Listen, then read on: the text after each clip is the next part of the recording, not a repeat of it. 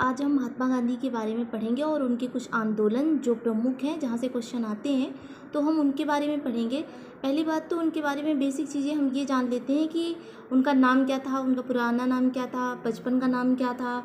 ठीक है, ये सब चीज़ें आप देख लीजिएगा, लेकिन जो मुख्य मुख्य चीज़ें हैं वो इस तरीके से हैं कि सबसे पहले तो हम ये जानेंगे कि वो एजुकेशन के लिए कहाँ गए थे। ठीक है, तो बैरिस्टर की जो पढ़ाई थी, कानून की पढ़ाई के लिए वो गए थे इंग्लैंड। ठीक है, इंग्लैंड गए थे वो 1888 में गए थे और उसके बाद वो 1891 में डिग्री लेकर के वापस आ जाते हैं इंडिया। ठीक है, तो अगर पूछा जाए क्वेश्चन कि वो पढ़ाई के लिए कहाँ गए थे तो वो इंग्लैंड गए थे। वो कब गए थे तो 1888 में गए थे। ठीक, कहाँ गए थे तो इंग्लैंड गए थे। कहाँ गए थे, इंग्लैंड गए थे। ठीक, अब उसके बाद हम ये देखते हैं कि वो कब आते हैं दक्षिण अफ्रीका।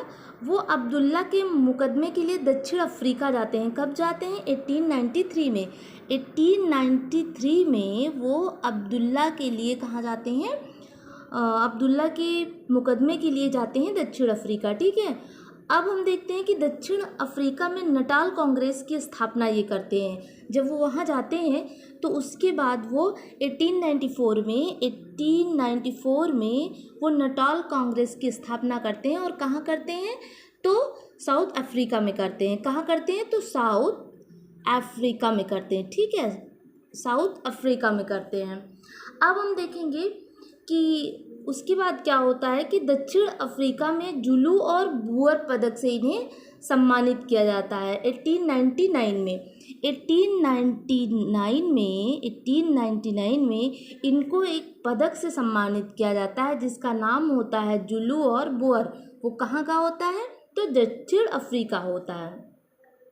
अब जब ये 9 जनवरी 1915 को ये स्थायी रूप से वापस आते हैं कहाँ पे, इंडिया में। तो 9 जनवरी आप ये देखेंगे कि 9 जनवरी 1915 को ये स्थायी रूप से भारत वापस आते हैं। और जब ये भारत वापस आते हैं तो इनको कैसरे हिंद की उपाधि दी जाती है। इसी में इनको क्या दिया जाता है, कैसरे हिंद की उपाधि दी जाती है। और 9 जनवरी को आपको पता होगा कि 9 जनवरी को प्रवासी भारतीय दिवस भी मनाया जाता है। ठीक है, प्रवासी भारतीय दिवस भी मनाया जाता है 9 जनवरी को। सबसे पहले तो ये आते हैं 1901 में एक बार। कहाँ आते हैं, कलकत्ता आते हैं। कलकत्ता अधिवेशन में शामिल होते हैं। बस वे 1 साल के लिए या शायद 6 महीने के लिए आते हैं और उसके बाद ये स्थायी रूप से 9 जनवरी 1915 को आते हैं। ये हम जानते रहेंगे। एक बार शायद उसमें जीएससी की परीक्षा में ये क्वेश्चन पूछा था कि कांग्रेस अधिवेशन में प्रथम बार शामिल होने के लिए गांधी जी कब आते हैं। तो उसमें ऑप्शन में 1915 भी था और 1901 था। तो जब ऐसे क्वेश्चन आएंगे कि कांग्रेस अधिवेशन में प्रथम बार शामिल कब हुए तो 1901 में। और अगर पूछा जाए स्थायी रूप से वो इंडिया कब आए थे तो 9 जनवरी 1915 है। ठीक है, 9 जनवरी 1915 को, इसलिए 9 जनवरी को प्रवासी भारतीय दिवस मनाया जाता है। ठीक है, उसके बाद हम एक चीज़ और इनके बारे में जानते हैं कि ये दक्षिण अफ्रीका के डरबन एक जगह है दक्षिण अफ्रीका में। वहाँ पे इन्होंने फिनिक्स आश्रम की स्थापना की थी। फिनिक्स मॉल नहीं, लखनऊ का फिनिक्स आश्रम की व्यवस्था करते हैं। ये कहाँ पे तो लखनऊ में। ठीक है, कहाँ पे स्थापना करते हैं, लखनऊ में। अब ये सत्याग्रह का प्रथम जो प्रयोग इन्होंने किया था ये 1906 में किया था। वो दक्षिण अफ्रीका में ही किया था। ठीक है, दक्षिण अफ्रीका में ही ये सबसे पहले क्या करते हैं, सत्याग्रह का प्रयोग करते हैं। कब करते हैं, 1906 में करते हैं। ठीक है, कब करते हैं, 1906 में। अब हम देखते हैं कि ये जेल कब गए थे। तो सबसे पहली बार ये जेल गए थे। तो ये सब चीज़ तो उतनी मॉडर्न ही नहीं है, हम लोग इम्पोर्टेंट मत चीज़ें देखिए। एक टॉलस्टॉय फर्म की स्थापना करते हैं ये दक्षिण अफ्रीका में। ठीक है, ऐसे जनरली जान लीजिए। और ये हमने बता ही दिया कि महात्मा गांधी स्थायी रूप से भारत आगमन कब होता है तो 9 जनवरी 1915, ये याद कर लीजिए। और इससे रिलेटेड एक क्वेश्चन है कि प्रवासी भारतीय दिवस कब मनाया जाता है? तो 9 जनवरी। ठीक, अब हम देखते हैं कि साबरमती आश्रम की स्थापना कब करते हैं? तो 1915 में ही सबसे पहले साबरमती आश्रम की स्थापना करते हैं। एक चीज़ और, जब ये स्थायी रूप से आ जाते हैं भारत, तब ये क्या करते हैं कि कांग्रेस की जो अधिवेशन चल रहा था उसमें 1924 में जो बेलगांव कर्नाटक, यानी बेलगांव एक जगह है कर्नाटक राज्य की भारत में, वहाँ की अध्यक्षता कौन करता है? गांधी जी ही करते हैं। कब? 1924 में। ठीक, एक आत्मकथा इनके द्वारा लिखी जाती है जिसका नाम होता है सत्य के साथ मेरे प्रयोग। सत्य के साथ मेरे प्रयोग। और इनके सिद्धांत के बारे में तो आपको पता ही होगा, सत्य और अहिंसा के उस पर चलते थे। ठीक है, तो ये सब तो आप कर लेंगे। इसके बाद 2-3 इनके समाचार पत्र हैं जो इम्पोर्टेंट हैं। तो एक इम्पॉर्टेंट है यंग इंडिया। ठीक है, क्या है? Young India. तो यंग इंडिया इनका जो है वो इम्पॉर्टेंट पत्र है। हरिजन भी इनका इम्पॉर्टेंट पत्र है। ठीक, तो अगर यंग इंडिया का जो टाइम पीरियड पूछे तो 1919, यानी जब जलियांवाला बाग हत्याकांड हुआ था, यंग इंडिया करते हैं 1919 में। ये हरिजन की करते हैं 1932 में। कब करते हैं? 1932 में। अब इनकी उपाधियों के बारे में हम जान लेते हैं कि कौन सी उपाधियों से इनकी, एक तो हमने पहले ही बता दिया कि इनको केसरी हिंद कहा जाता था। ठीक है, बहुत से लोग इनको क्या कहते थे? मंगल बाबा कहते थे। जो कव्वाली थे तो वो मंगल बाबा के नाम से पुकारते थे।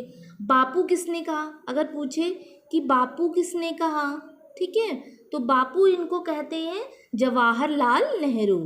ठीक है, जवाहरलाल नेहरू इनको क्या कहते हैं? बापू कह करके पुकारते हैं। अब देशद्रोही फकीर कौन कहता है? तो चर्चिल जी इनको क्या कहते हैं? चर्चिल इनको कहते हैं देशद्रोही, क्या कहते हैं? देशद्रोही फकीर कहते हैं। ठीक है, देशद्रोही फकीर। देखिए इसको आप, हम बोल रहे हैं, आप नोट कर लीजिएगा, राइटिंग पे मत जाइएगा। ठीक है, अब देखिए भिखारियों का राजा कौन कहता है? तो पंडित मदन मोहन मालवीय जी इनको कहते हैं भिखारियों का राजा। याद कर लीजिए। अब एक इम्पॉर्टेंट और है कि सुभाष चंद्र बोस इनको किस नाम से संबोधित करते थे? तो जो सुभाष चंद्र बोस थे उन्होंने कहा राष्ट्र पिता। क्या कहा इनको? राष्ट्र पिता बोला। ठीक है, अब आते हैं अर्धनग्न फकीर भी इनको कौन कहता है? विंस्टन चर्चिल ही इनको एक चीज़ और कहते हैं, यानी विंस्टन चर्चिल गांधी जी को 2 चीज़ कह रहे हैं। एक तो ये कह रहे हैं कि ये अर्धनग्न फकीर, और दूसरा ये क्या कह रहे हैं? देशद्रोही फकीर। अब हम लॉर्ड माउंटबेटन द्वारा कहे जाने वाले शब्द को जानते हैं। तो 1 मैन बाउंड्री फोर्स नाम से संबोधित करता है कौन इनको? तो लॉर्ड माउंटबेटन। ठीक है, वही जो भारत के प्रथम वायसराय थे, लॉर्ड माउंटबेटन। अब हम एक इम्पॉर्टेंट चीज़ देखते हैं, एक जहाँ से क्वेश्चन बार बार रिपीट करके पूछ रहा है वो ये है कि महात्मा किसने बोला था? तो उसमें ऑप्शन में दे देगा आपको सुभाष चंद्र बोस, रविन्द्रनाथ टैगोर, ठीक है, जवाहरलाल नेहरू।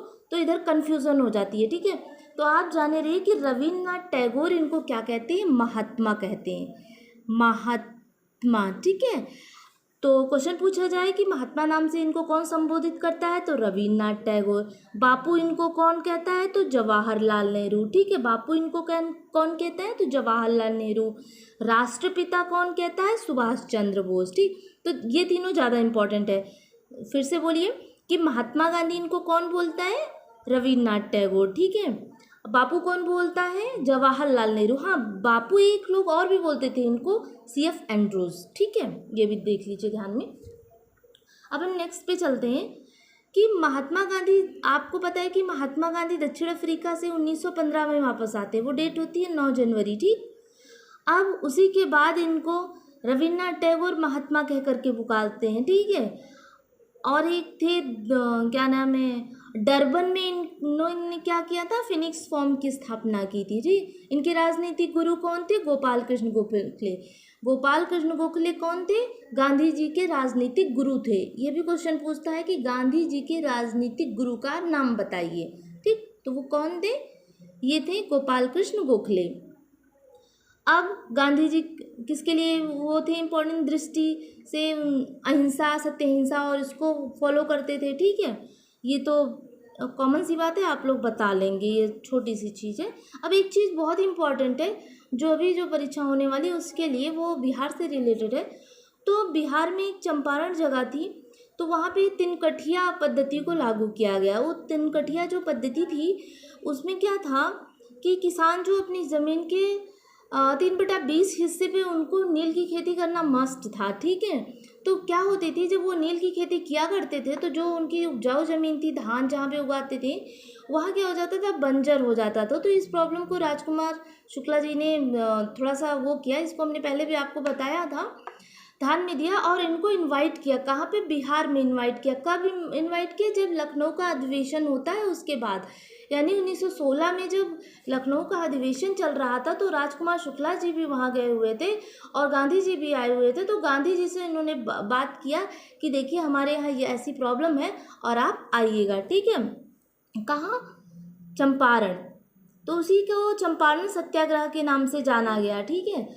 अब जो है एक चीज़ और पूछी जाती है कि महात्मा गांधी ने प्रथम भूख हड़ताल कब की थी, तो 1918 में की थी। कब की थी, अहमदाबाद मजदूर आंदोलन था ये।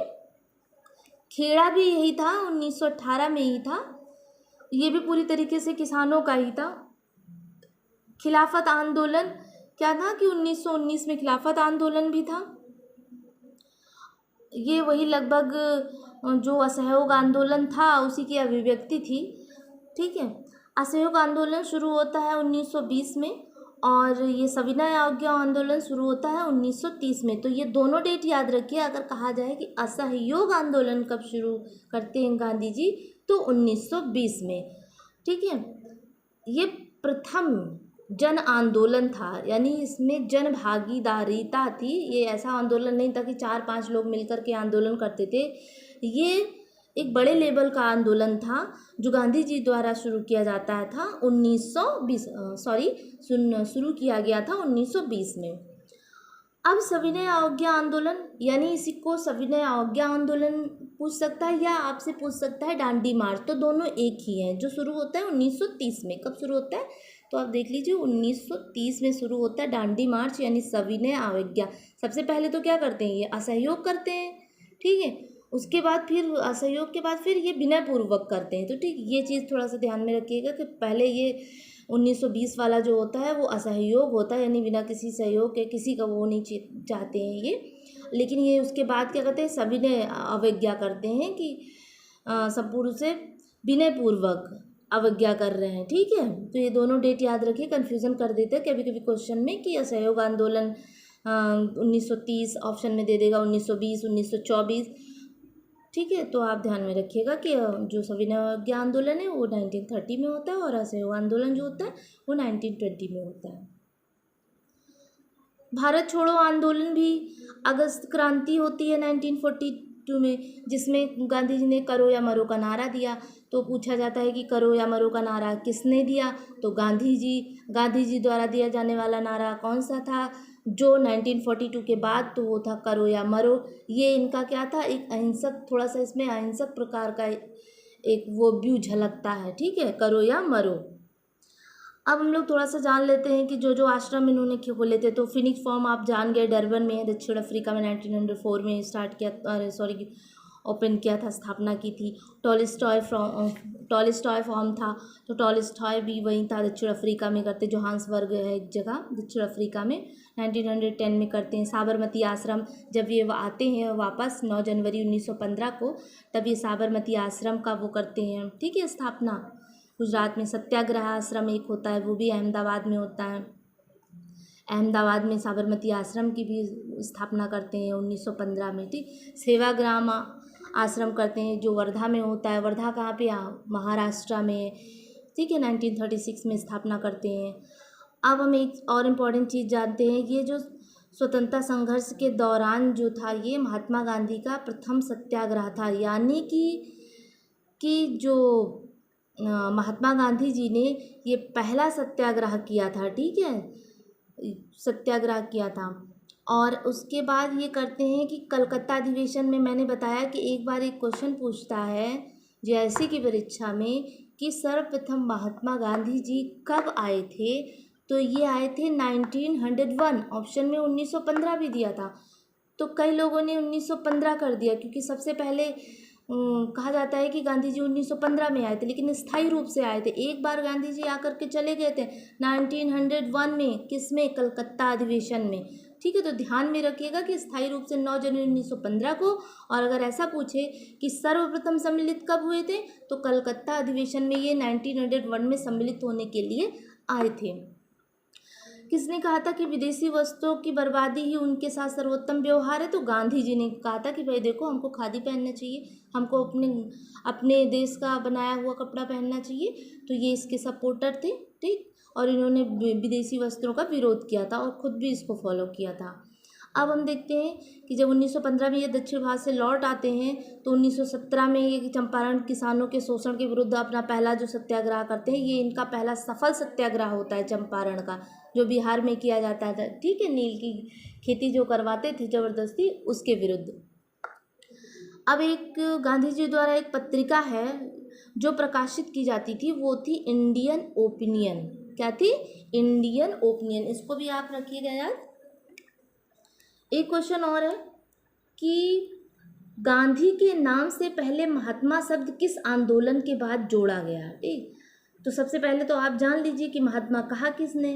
अब ये भी एक चीज़ जान लीजिए कि चंपारण सत्याग्रह के पश्चात, यानी जब ये चंपारण सत्याग्रह करने के बाद इनको महात्मा पुकारा जाता है। और महात्मा कहा किसने था, तो रविन्द्रनाथ टैगोर जी ने। यानी जब ये सफल सत्याग्रह होता है जो चंपारण में किया जाता है, उससे वापस होने के बाद जब ये सफल हो जाता है, तब इसको रविन्द्रनाथ टैगोर जी गांधी जी को क्या कहते हैं, गांधी जी को कहते हैं महात्मा। ठीक, अब महात्मा गांधी जो महात्मा गांधी जी ने ये सत्याग्रह किया था चंपारण का, तो इसका विरोध किसने किया था, तो ये क्वेश्चन भी जान लीजिए, बिहार से रिलेटेड है। तो कहा जाए भाई देखिए, सबने तो सपोर्ट किया था गांधी जी ने जो सत्याग्रह किया था, लेकिन एक ने क्या किया था, विरोध किया था। विरोध कई लोगों ने किया था, लेकिन जो पूछा जाता है वो यही है कि एनजी रंगा जो थे, उन्होंने गांधी जी के इस सत्याग्रह, ठीक है, का विरोध किया था। और एक क्वेश्चन और है कि कौन होता है राजकुमार शुक्ला जी के कहने पर ये आते हैं बिहार। ठीक, तो ये जान लीजिए कि ये राजकुमार शुक्ला जी कहाँ के हैं बिहार में। ठीक है, ये आप कमेंट कर दीजिएगा कि कहाँ के हैं। ठीक है, तो ये थी बेसिक सी जानकारी गांधी जी के बारे में। तो आप ऐसे जनरली एक बार और सुन लीजिएगा और सीरियल वाइज आप खुद भी देख लीजिएगा थोड़ा बहुत। ठीक है, ओके, थैंक यू।